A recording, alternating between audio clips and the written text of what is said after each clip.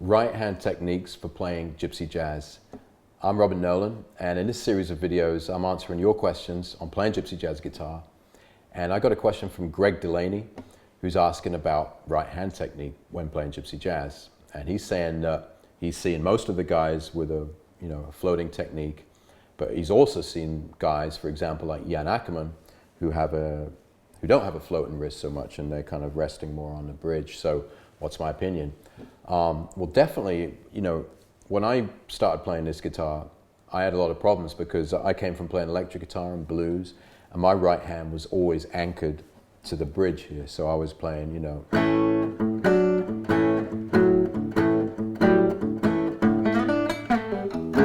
and it was always just like that, just like any electric guitarist, their hand's going to be like that. So when I played this music, I realized that to get any kind of volume or tone out of these guitars, you have to have an arched wrist. You have to have a floating wrist. So the wrist isn't actually resting anywhere on the guitar.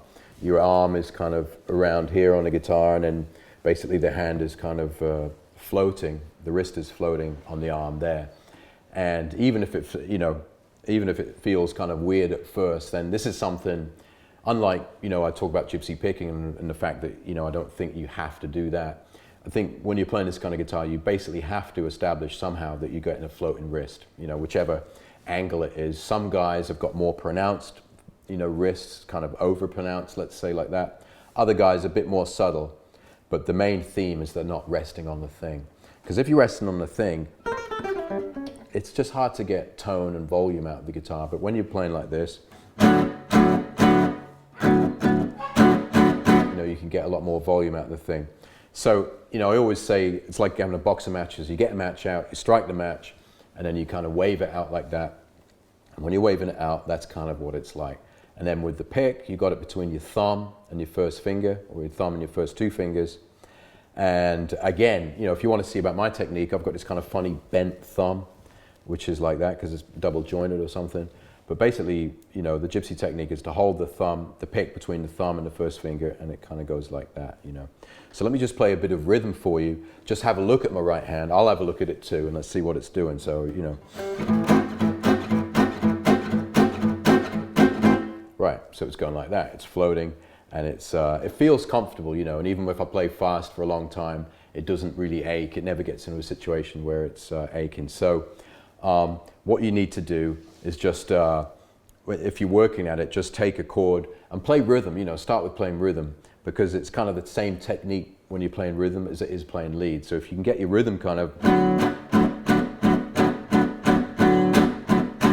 with the right hand, then it's going to start to feel more natural when you're playing lead. So I'll keep the video short.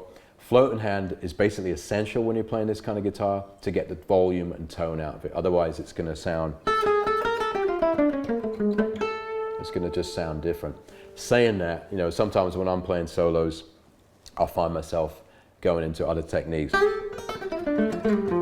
that's just kind of, I don't know, you incorporating different stylistic things on the guitar. But if you learn a gypsy jazz guitar, you kind of got to at least get used to having that floating wrist. So that's it, Greg. If you've got a question you want to ask me on gypsy jazz guitar, then fire away. I'd love to hear it. And if you want some more lessons and some really cool material on gypsy jazz, go to gypsyjazzsecrets.com. There's some great stuff waiting for you. Thanks for watching the video, and I'll see you really soon.